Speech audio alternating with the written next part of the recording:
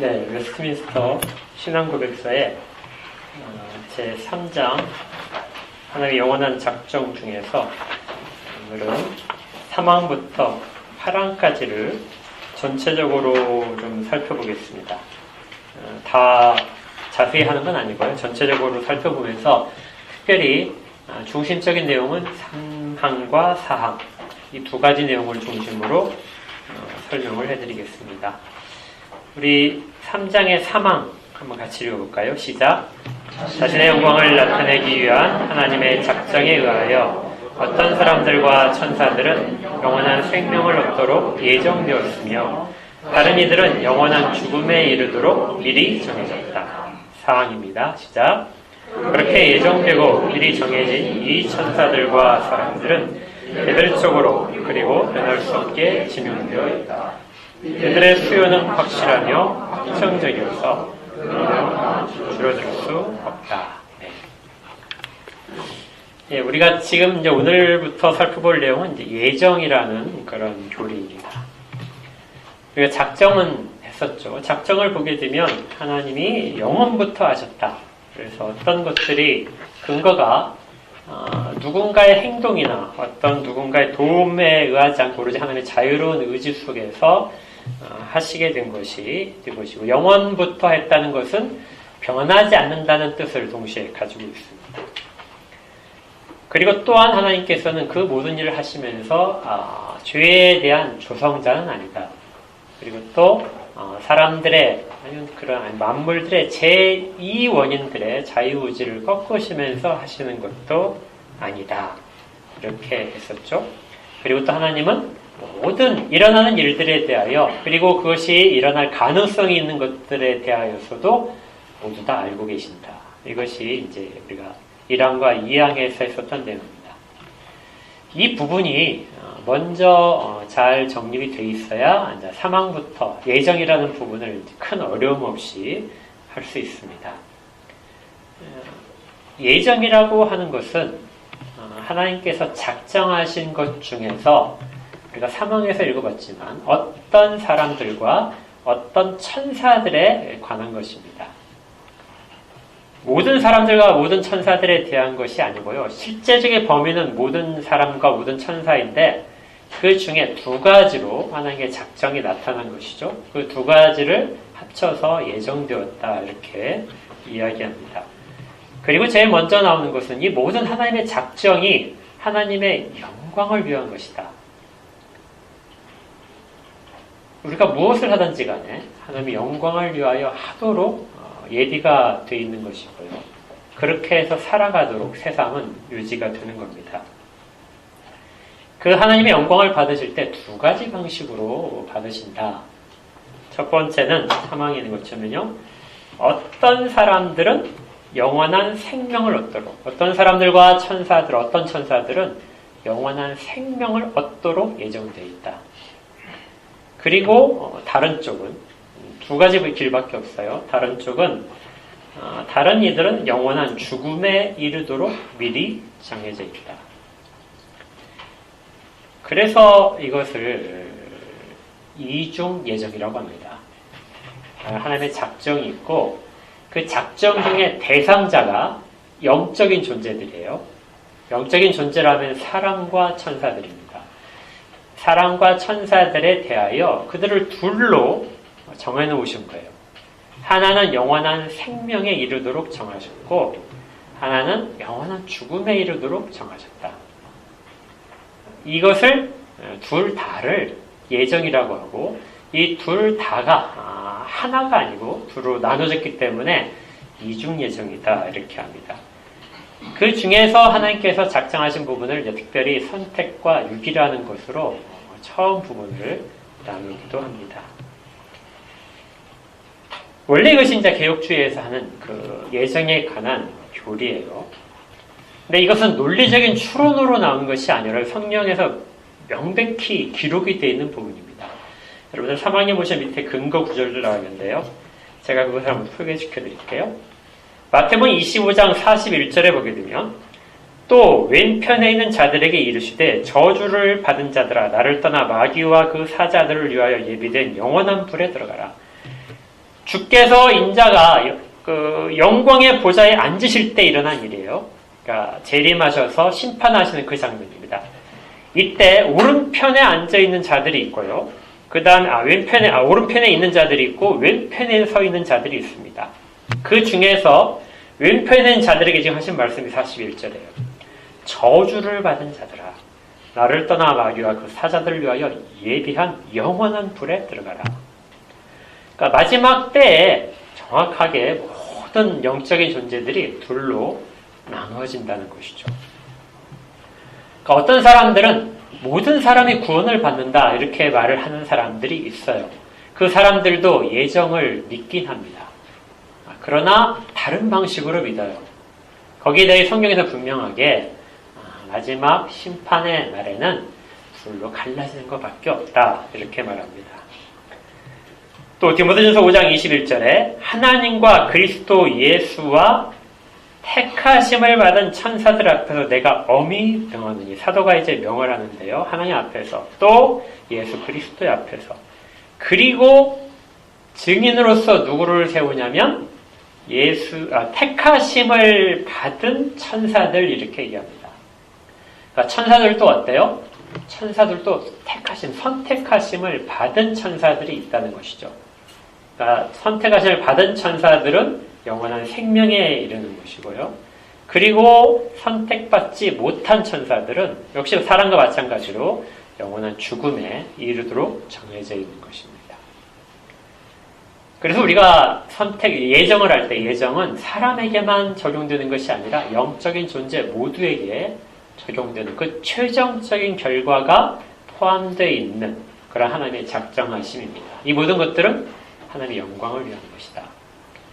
근데 여기 천사들을 선택했다는 이 단어가 교회라는 단어와 같은 어원이에요.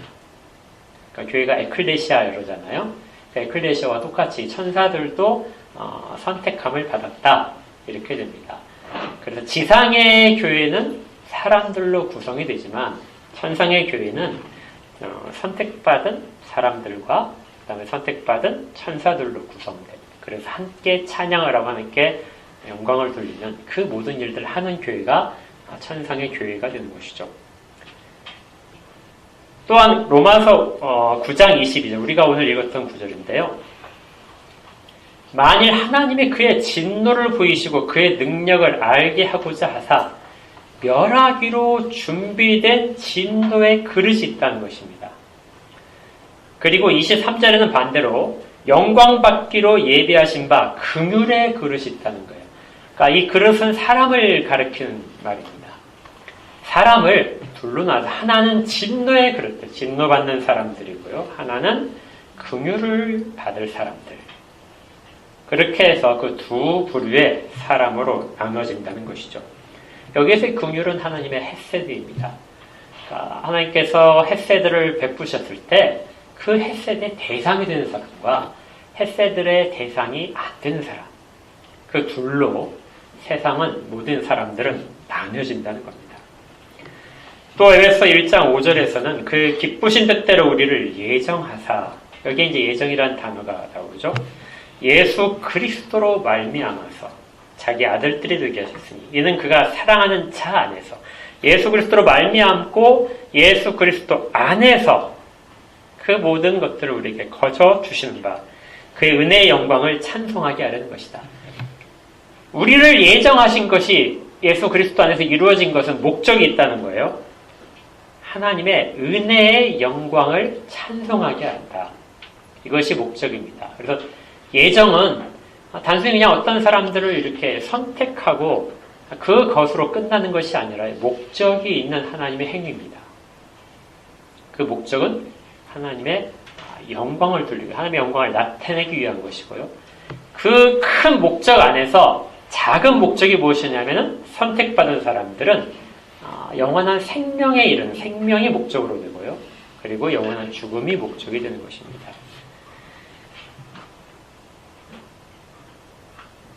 그리고 에베소 1장 7절에서 우리는 그리스도 안에서 그의 은혜의 풍성함을 따라 그의 피로 말미암아 속량 곧 죄 사함을 받았느니라.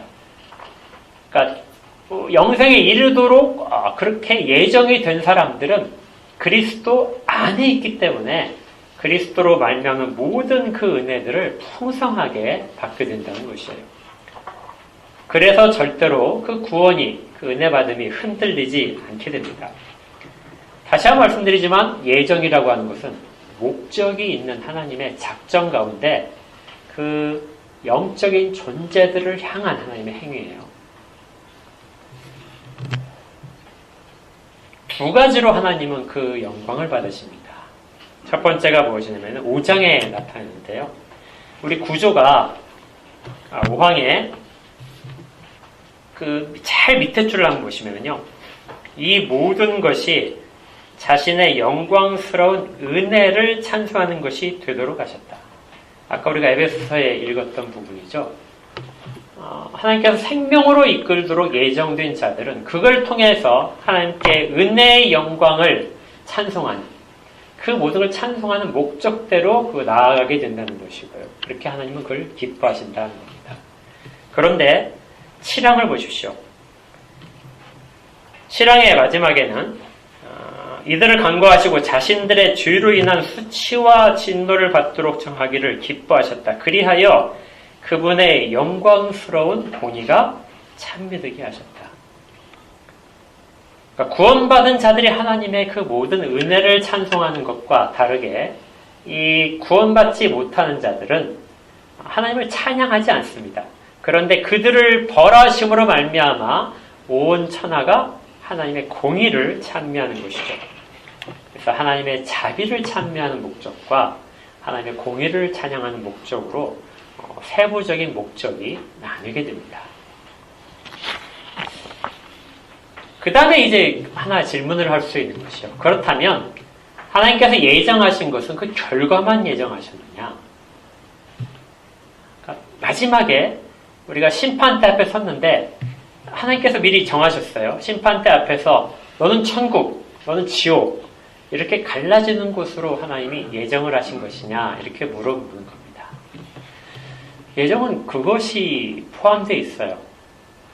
그러니까 이제 우리가 흔히 생각하면 만약에 그럼 하나님께서 마지막에 최종적인 결론만 예정을 하셨다면 이렇게 생각하실 수 있어요. 천국 가는 것은 로또예요.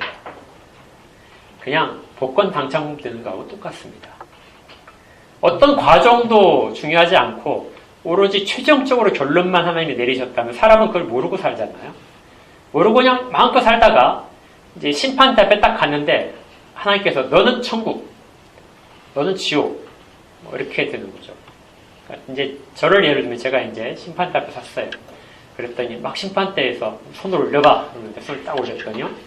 띠리링 하면서 고경민님 천국 당첨되셨습니다. 이렇게. 왜냐면 그건 예정되어 있었기 때문에 제가 그냥 그 상태에서 딱 나타나는 거예요. 근데 만약에 그 상태에서 삐릭 하면서요. 막 사이렌이 울리면서 지옥으로 당첨됐습니다. 이렇게 하게 되면 그렇게 되는 것이 예정이 그런 부분이 아니라는 거예요. 예정은 최종적인 결과만이 예정된 것이 아니라 그 모든 과정까지도 예정되어 있습니다. 그걸 설명하는 것이 6항이에요. 6항을 보시면 이건 나중에 더 자세히 설명을 드리겠지만요. 첫 번째 줄에 하나님께서 선택하신 사람들을 영광에 이르도록 결정하셨다. 그러니까 최종적인 결과만이 있는 것처럼 우리가 생각할 수 있어요. 예정에 대해서. 그러나 자신의 의지에 영원하며 지극히 자유로운 목적에 의해 영광에 이르게 하는 모든 방편을 미리 정하셨다. 그러니까 예정에 관련되는 것은 예정은 결과만이 아니라 모든 과정들, 그리고 우리가 경험하지 못하는 우리와 관계없이 이루어진 모든 것들도 하나님이 다 예정하셨다는 거예요. 우리의 구원을 위하여. 우리가 영원한 생명을 얻도록 된 거죠. 그 자세한 내용들이 밑에 보게 되면 그리스도에 의해 구속을 받고, 그러니까 예수님께서 십자가를 지고 죽으시고 우리의 죄를 대속하신 그 모든 것들이 예정 속에 들어가 있다는 겁니다. 그것까지도 하나님이 우리를 위하여 예정하신 것이다. 미리 정하신 것이다. 그러니까 우리를 구원하기 위한 하나님의 놀라우신 일들입니다. 그리고 또 우리가 잘 아는 내용들이 쭉 나와요. 밑에 줄에 보게 되면 적절한 때에 역사하시는 그분의 성령에 의하여 그리스도를 믿는 믿음에 이르도록 믿게 하고 또 효과 있게 부르심을 받고 또 의롭다 하심을 받으며 양자가 되고 거룩하게 되며 그리고 구원에 이르도록 보호를 받는 이 모든 것이 어디에 포함되어 있다고요? 예정에 포함되어 있다는 겁니다. 그래서 우리는 마지막에만 결정되는 사람이 아니라 살아서 신앙생활하는 모든 순간에서 그것들이 예정된 것을 체험할 수가 있어요.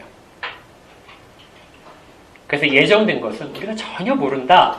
물론 완벽하게는 모릅니다. 그러나 우리가 신앙생활 중에서 경험하는 것들, 방편, 주님께서 말씀하신 방편들을 통하여 그것들 확신을 가질 수 있게 됩니다. 어떤 누구도 선택받지 못한 사람이 이걸 경험할 수가 없어요. 그래서 예정의 그 교리는 성경에 있는 것이면서 우리 가운데 특별하게 신앙의 확신을 줄 수 있습니다. 그래서 파랑에 가게 되면 이렇게 돼 있어요. 예정이라는 이 심오한 신비에 관한 교리는 하면서 설명하죠. 그리고 그 밑에 줄 내려가시면 세 번째 줄에요. 효과 있는 부르심의 확실성에서 자신들의 영원한 선택을 확신하도록 한다. 그러니까 예정 교리를 잘 알게 되면 무엇이 우리 가운데 유익이 된다고요? 확신이 되는 겁니다. 내가 선택받은 자라는 확신이죠. 불안감이 아니라 확신 속에서 신앙생활을 할 수 있다는 거예요. 그리고 그 속에서 우리에게 이루어지는 모든 일 속에서 성령님의 위로가 우리 가운데 있는 근거가 되는 것입니다. 그런데 첫 번째 줄을 보세요. 이렇게 예정 교리가 굉장히 중요합니다. 성경에 우리가 뒷부분에서 살펴볼 모든 교리의 가장 핵심은 여기에 있어요. 작정과 작정 가운데 있는 예정 가운데 여기에서 교리 핵심이 있고 여기에서부터 수많은 이제 기독교 분파들이 갈라져 나가는 거예요. 이걸 조금씩 다르게 해석하면서 기독교가 다 다른 분파들로 갑니다. 그 중에는 우리가 납득할 수 있는 분파들도 있어요. 그들은 기독교 안에 있는 것이죠. 적어도 기독교라는 이름을 붙일 수 있는 사람들은 예정교리를 믿는 사람들이에요. 예정교리를 믿지 않는 사람들은 성경에 기록된 부분을 믿지 않기 때문에 하나님의 예정과 관계없이 오로지 자기들의 행위로만 달려있다고 생각하는 사람들은 전혀 기독교라고 말을 할 수 없습니다. 그런데 그렇게 믿는 사람 중에서 이제 이 예정에 대한 것을 조금씩 다르게 생각을 해요. 그래서 이 웨스트민스터 신앙고백서가 작성될 당시에도 이 수많은 다른 생각들이 있었습니다. 그래서 이걸 정말 조심스럽게 그것들을 가려내는 작업들을 여기 속에 담아내고 있어요. 마치 우리가 사도신경을 할 때 그 사도신경만 가지고 부족해서 니케아 콘스탄티노플 신경을 더 정확하게 기록을 했듯이 똑같은 작업이 이 신앙 고백서에 그런 노력들이 있게 되는 거죠. 그래서 파랑의 첫 번째 줄에 그 내용의 우려감을 갖고 있는 겁니다. 예정이라는 이 심오한 신비에 관한 교리는 특별히 신중하고 주의 깊게 다루어야 한다. 그러니까 이 예정에 관한 교리는 너무 신비해요. 왜냐하면 우리가 전혀 알 수 없는 상태에서 이루어진 것이기 때문에 역사 속에서 드러나는 것들은 예정에 관한 어떤 그 결과들을 보여주는 것이지 예정이 어떻게 돼 있는지를 우리에게 알려주는 것은 아닙니다. 그래서 너무나 신비롭고 그런데 이것들을 풀을 때 정말 조심스럽게 해야 돼요. 특별히 신중하고 주의 깊게 다루어야 됩니다. 그러면 이제 이 부분의 오해들을 방지하기 위해서 이 신앙고백서에서 명확하게 제한적으로 설명하는 부분들을 좀 더 자세히 살펴보겠습니다. 먼저 사항을 보시면요. 자, 예정된 것이 두 가지라고 있죠. 한 사람들은 영원한 생명을 얻도록, 그리고 다른 존재들은 영원한 죽음에 이르도록. 천사도 그렇게 된다고 그랬죠. 그렇게 예정되고 미리 정해진 이 천사들과 사람들은 개별적으로 그리고 변할 수 없게 지명되어 있다. 이들의 수요는 확실하며 확정적이어서 늘어나거나 줄어들 수 없다. 그러니까 구원받기로 작정된 사람들은 숫자가 정해져 있다는 겁니다. 언제요? 하나님께서 작정하실 때 영원부터 정해져 있어요. 그리고 숫자는 달라지지 않습니다. 그러다 보니까 이게 신천지가 이거 굉장히 이걸 꽉 붙잡았어요. 14만 4천이라는 숫자는 변하지 않는 숫자다. 그래서 이 숫자 안에 들어야 된다. 그래서 빨리빨리 와라. 곧 정원이 찬다. 이렇게 하면서 막 이제 모집했죠. 그렇게 13만 4천이 이제 넘어가니까 또 한 번 바뀌었죠. 이 14만 4천은 그 확정된 숫자가 아니라 상징적인 숫자다. 이게 성경에 있으니까요. 그렇게 해서 더 막 늘려가는 중입니다. 그리고 또 그 가운데 더 충성을 해야 14만 4천이라는 실질적인 숫자에 들어간다고도 이야기를 해요. 그 부분은 성경에 있기 때문에 그 사람들이 정확한 숫자가 정해져 있다 이렇게 한 것은 맞아요. 숫자가 정해져 있다는 건 맞습니다. 그런데 14만 4천이라는 그 숫자가 특별한 숫자가 아니라 상징적인 숫자인 것은 아시죠? 그래서 12, 12 그렇게 하면 144조 곱하기 1000 아주 많다. 12지파와 12사도로 이루어집니다. 그리고 그 가르침 속에서 수많은 사람들, 구원받는 사람들을 다 가르치는 것이 14만 4천입니다. 그래서 카운트를 하는 것이 아니라요. 우리가 알 수 없는 숫자, 하나님께만 지식으로 쓰이는 숫자가 14만 4천입니다. 그 숫자는 변하지 않는다는 거예요. 하나님이 처음에 어떤 사람들을 예정하시고 어떤 사람들을 유기하기로 그렇게 하셨던 그 숫자는 이 세상 가운데 변하지 않는다. 이것이 사항에서 말을 하는 것입니다. 그러면 신천지가 맞지 않을까요? 그 숫자가 정해져 있다는 건 잘 이야기하는 거잖아요. 그런데 이 사람들에게 정말 중요한 것을 놓치는 거죠. 말을 하지 않는 겁니다. 그 앞에 뭐라고 되어 있어요? 이 천사들과 사람들은 어떻게 해요? 개별적이에요. 그리고 변할 수 없게. 그러니까 14만 4천이 정해졌는데 누군가가 더 열심을 내면 그 안에 들어있는 한 사람을 끄집어내고 다른 사람을 거기다가 집어넣는 방식으로 그렇게 해서 숫자가 채워지는 것이 아니라는 거예요. 이 예정된 숫자는 여러분들 각각이 다 따로따로 지명이 되어 있는 겁니다. 개별적으로요. 그러니까 우리 교회 여기 들어와서 은혜 장로교에 들어오게 되면 자동으로 거기에 들어가는 것이 아니에요. 여기에 소속되어 있다고 해서 그 선택받은 자의 숫자에 포함될 수 있는 건 아닙니다. 여러분들은 다 어때요? 개별적으로 들어가요. 이것이 예정교리의 핵심입니다. 그러나 그 숫자는 정해진 숫자는 시간 속에서 나타나는 사람들과 아직 나타나지 않은 사람까지 모두 포함한 그 숫자는 전혀 변함이 없다. 달라지지 않다. 그 숫자가 영원부터 정해져 있다. 이렇게 되는 거예요. 그래서 단 한 번도 천상에 있는 교회의 숫자는 달라진 적이 없습니다. 그러니까 여러분들이 이단들을 그렇게 상대를 하실 때 14만 4천이라는 숫자, 정확한 숫자 막 성경을 드리고 있는 맞아. 그런데 개별적으로 지명이 되어 있는지를 보는 거예요. 내가 너를 지명하여 불렀다 하시는 그 하나님의 지명이 너한테 있느냐.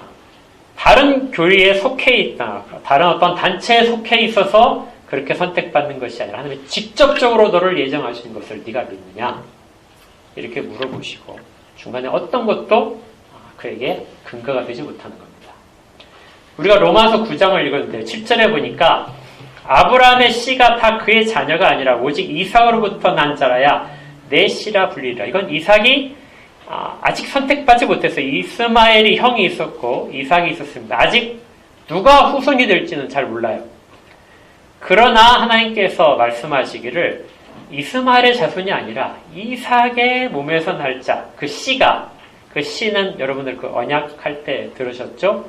하나님께서 창세기 3장 15절에 약속하신 여자의 후손이라고 하는 그 후손이 씨예요. 여자의 후손을 누구에게서 나올 것인가? 거기에 대하여 하나님께서 오직 이삭으로부터 난 자라야 씨라고 불릴 것이다. 그 씨의 족보는 이삭으로부터 간다는 것이죠.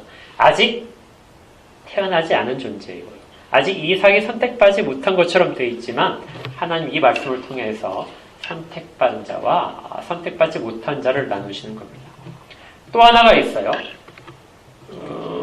그 10절, 11절에 보게 되면 리브가가 우리 조상 이삭 한세로 말미암아 임신을 하였는데 그 자식들이 아직 나지도 아니하고 무슨 선이나 악을 행하지도 아니한 때에 택하심을 따라 그는 하나님의 뜻이 행위로 남지 않고 오직 부르신 이로 말미암아 서게 하려 함이라. 약속의 자녀는 아직 태어나지도 않았어요. 그 이삭의 자녀인 야곱과 에서 둘 중에서 아직 태어나지도 않았는데 야곱의 자손 속에서 그 씨를 택하겠다고 하나님께서 미리 말씀을 하시는 겁니다. 그러니까 사람들이 어떤 이 세상에서 무엇을 해서 선택받는 것이 아니에요. 선택은 사람들이 있기 전에 선택된 것이 분명하고 이것을 창세 전에 예정된 사람들이라고 에베소서에서 분명히 이야기를 해주는 겁니다. 14절이에요. 자, 그러면 이제 이 예정교리를 이렇게 이야기를 하게 되면 반드시 이제 사람들에게 질문이 나옵니다. 무엇이냐면요. 정말 사람이 태어나는데 모두 다 죄인으로 태어나죠. 죄인으로 태어나서 멸망의 자식밖에 없는데 그 중에서 어떤 사람들은 하나님이 긍휼의 그릇이라고 말씀하시고 어떤 사람은 진노의 그릇이라고 말씀하시는데 그렇게 하신다면 하나님이 너무 불공평한 것이 아니냐. 어떻게 어떤 사람들은 하나님이 긍휼하시고 사랑을 베푸시고 어떤 사람은 진노를 베푸신다면 하나님이 과연 공평하다고 말을 할 수 있겠느냐. 이것이 예정 교리에서 가장 오랫동안 처음부터 성경을 보고 사람들이 질문하고 반론을 하고 믿기 어렵다고 계속해서 이야기한 부분입니다. 이건 앞으로도 끊임없이 나올 거예요. 그런데 정말 놀라운 것이요. 지금 이 로마서 9장에서 사도 바울도 그런 질문을 받고 있는 거예요. 하나님이 어떤 자들은 택하시고 어떤 자들은 버려두셨다. 이렇게 하니까 늘 사람들에게 말이 나오는 거예요. 왜요? 누구는 선택하고 누구는 선택하지 않는 그렇게 하게 되면 그것이 하나님이 공평하시냐? 하나님이 불의하신 분이 아니냐? 14절에 그것을 답을 해주는 겁니다. 그런즉 우리가 무슨 말을 하리요? 하나님께 불의가 있느냐? 그럴 수 없느니라. 하나님께 불의함이 전혀 없다. 오직 하나님의 주권 아래에 있다는 겁니다. 여러분들 작정할 때 왜 하나님의 주권이 제일 먼저 그렇게 중요한지 아시겠어요? 그 주권을 인정하지 않으면 늘 사람들은 이 질문 속에서 하나님은 불공평하다고 말하고 내게 이루어지는 일들은 하나님의 어떤 관심 받기라든지 차별성 속에 있다고 생각을 할 수밖에 없어요. 하나님의 주권을 인정하지 못하는 사람은 늘 이 질문에서 나올 수 없습니다. 벗어나지 못해요. 그러나 여기에서 벗어나는 길은 딱 하나밖에 없어요. 오로지 하나님의 주권 아래에 있다는 거죠. 하나님은 불의하신 분이 아니라 하나님은 하나님의 주권을 행사하실 분입니다. 15절에요. 모세가 이르시되 내가 긍휼히 여길 자를 긍휼히 여기고 불쌍히 여길 자를 불쌍히 여기리라. 그런즉 원하는 자로 말미암다 아니요. 하나님께서 긍휼히 여기는 자들은 그 사람이 아무리 간절히 원한다 할지라도 그것 때문에 하는 것이 아니라는 겁니다.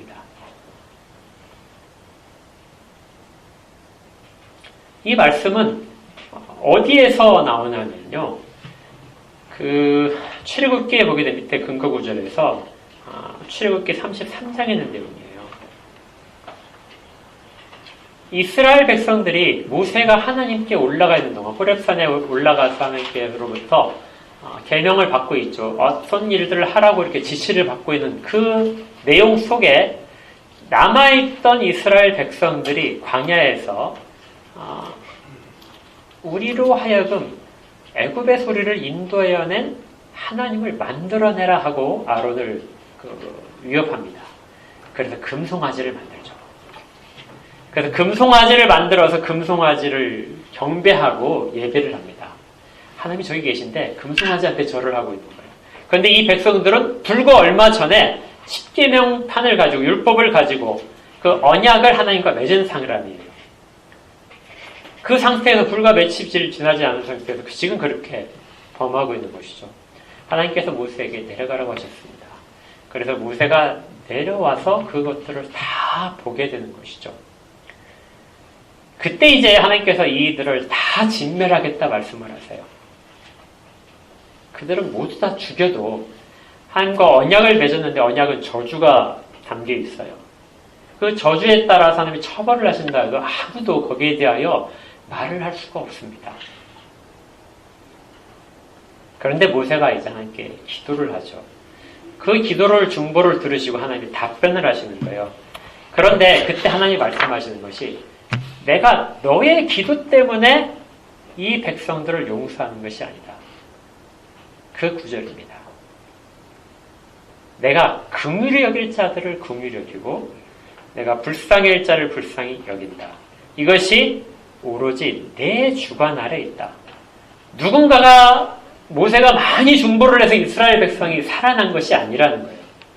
이스라엘 백성이 살아난 것은 약속을 지키기 위한 하나님의 선택 때문에 일어나는 것입니다. 밑에 16절에 그렇게 됐어요. 그런즉 원하는 자로 말미암도 아니요 다른 박질하는 자도 말미암이 아니다. 우리가 어떤 것을 해서 하나님께 선택을 받거나 긍휼히 여기심을 받을 사람은 아무도 없어요. 오직 긍휼히 여기시는 하나님으로 말미암다. 하나님의 주권 속에서 이 모든 것들은 정해져 있다는 것입니다. 17절에 성경이 바로에게 이르되 내가 이 일을 위하여 너를 세웠다. 바로를 세우신 것에 대한 설명인데요. 너로 말미암아 내 능력을 보이고 내 이름이 온 땅에 전파되리라. 바로를 강팍하게 만드심으로 말미암아 하나님이 영광을 받으신다는 겁니다. 바로가 하나님을 대적함으로 말미암아 하나님의 공의로움이 드러나게 될 거예요. 18절 그런즉 하나님께서 하고자 하시는 자를 긍휼히 여기신다. 모든 것의 근거는 어디에 있어요? 하나님이 하시고자 하는 대로. 그래서 예정에 대하여 이렇게 어떤 사람들은 정말 하나님이 불의하신 거 아닙니까? 이렇게 말하는 사람들의 입을 다물게 만듭니다. 20절에 한 번 더 이야기해요. 이 사람아 내가 누구길래 감히 하나님께 반문하느냐? 지음을 받은 물건이 지은 자에게 어찌 나를 이같이 만들었냐고 말하겠느냐? 한 그릇이 진노의 그릇이 쓰임받는다 할지라도 그리고 다른 그릇은 긍휼의 그릇으로 쓰임받는다 할지라도 누가 하나님 앞에 그렇게 이야기할 사람이 있겠느냐? 근데 이게 언제라고요? 바울 사도가 처음 복음을 전파할 때 그때 받았던 질문입니다. 그리고 그때 받았던 불평이에요. 그러니까 지금 우리가 이 예정에 관하여 이 교리를 붙잡고 이 교리를 설교를 하고 막 가르칠 때 지금 사람들이 그렇게 막 반응을 할 거예요. 아니 하나님이 그렇게 불공평하신 분이야? 하나님이 정말 자기 마음대로 하시는 분이야? 그런 반응을 막 들으신다면 여러분들 어떤 마음을 가지셨어요? 야 나는 진짜 바울처럼 지금 잘 전하고 있구나. 바울이 받았던 반대를 내가 지금 받고 있구나. 이렇게 생각을 하셔야 돼요. 예정교리는 늘 이렇게 처음에부터 복음이 전해지는 모든 순간부터 그렇게 반대를 받았던 것이고요. 이 사도 바울도 그것을 동일하게 경험했습니다. 그러나 결론은 어느 누가 하나님께 대하여 감히 반론할 수 있겠는가? 오로지 하나님이 하시고자 하는 자를 하시고자 하는 대로 긍휼히 여기실 분이다. 이것이 예정교리를 바르게 받는 사람들의 대답인 것이죠. 이걸 이제 조금 더 세밀하게 좀 촘촘하게 하기 위해서 한 가지 방법을 있습니다. 3절을 다시 보시면요. 하나님께서 두 가지로 예정하신 것이죠. 그런데 단어를 다르게 써요. 첫 번째, 어떤 사람들과 천사들은 영원한 생명을 얻도록 예정되었으며, 그래서 우리가 잘 아는 예정이라는 단어를 쓰고요. 뒷부분은 다른 이들은 영원한 죽음에 이르도록 미리 정해졌다. 근데 이것도 예정이라고 단어를 써도 충분해요. 그래서 정확하게 이중 예정, 이런 예정과 이런 예정이 있다. 이렇게 말을 해도 되는데요. 그런데 단어를 구분해서 썼습니다. 그리고 사항을 보시면은 그렇게 예정되고 미리 정해진, 그러니까 예정된 것은 생명으로에 이르도록 된 것을 예정이라고 하고요. 그 다음에 영원한 죽음에 이르도록 그 정해진 것을 미리 정해졌다, 이 단어로 구분해서 썼어요. 이것이 이제 예정 교리가 가졌던 어려움 중에 하나였습니다. 그러니까 굉장히 세밀하게 이것들을 설명을 해야 돼요. 동일하게 예정이 정말 하나님이 선택하신 자들, 그들에 관한 하나님이 모든 것들을 쏟아부으시고 모든 것들을 준비하시는 과정과 그 다음에 하나님이 버려두시는 자들, 이 버려두신 자들에 대하여도 똑같이 예정으로 썼을 때 마치 하나님이 그 모든 버려진 자들, 그 하나님을 버리고 반역할 수 있도록 하나님이 그들 마음을 막 주장하고 계신 것처럼, 그리고 모든 기회들을 박탈하시고 계신 것처럼 그렇게 생각하지 않도록 하기 위한 장치예요.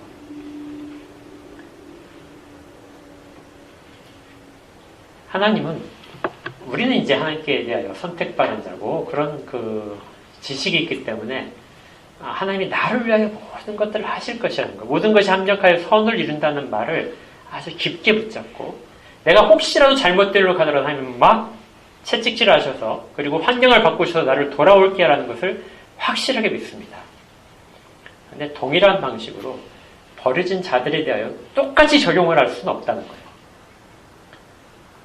마치 어떤 자는 하나님께서 버리기로 작정하셨기 때문에 그가 마음을 자꾸 바꾸려고 하는데 하나님이 바꾸지 못하도록 막 치고 있다는 거예요. 너는 바꾸지 마.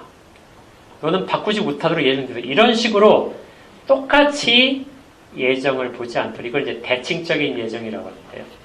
하나님은 그렇게 이중적인 예정을 하신 것이 아니다.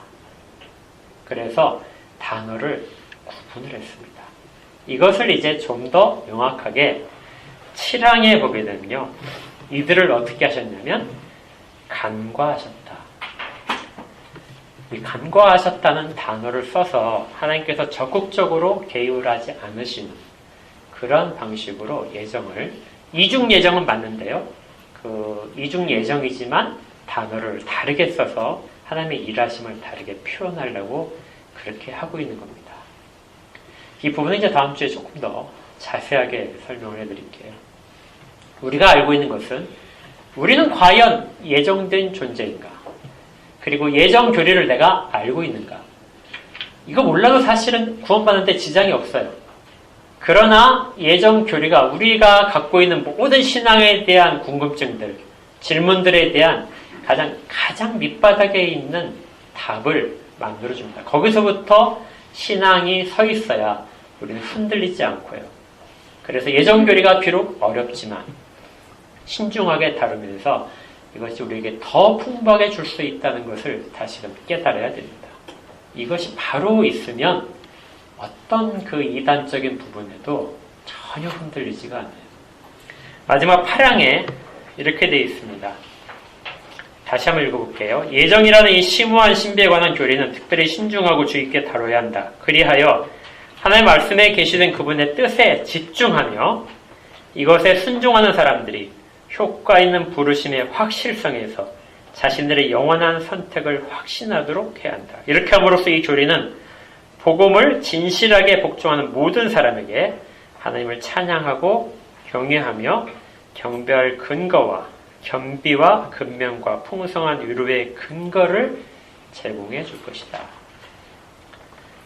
여러분들이 계속해서 이제 앞으로 다루겠지만 예정 교리가 어렵지만 여러분들이 꼭 붙드시기 바랍니다. 여러분들은 각각이 이미 다 지명이 되어 있어요. 그리고 지명된 자들은 영원 전에 그렇게 되어 있기 때문에 여러분들이 구원에서 탈락할 이유는 전혀 없습니다. 그래, 마지막에만 그것이 결정되는 것이 아니라 모든 과정 속에서도 하나님이 그렇게 끌고 가실 거예요. 여러분들이 도망칠 수 없도록 옆길로 가게 되면 여러분들을 몹시 쳐서라도 하나님은 그렇게 만드실 겁니다. 이게 하나님의 예정에 들어가 있는 모든 확신과 우리의 흔들리지 않는 평안함의 근거가 될 것입니다. 함께 기도하겠습니다.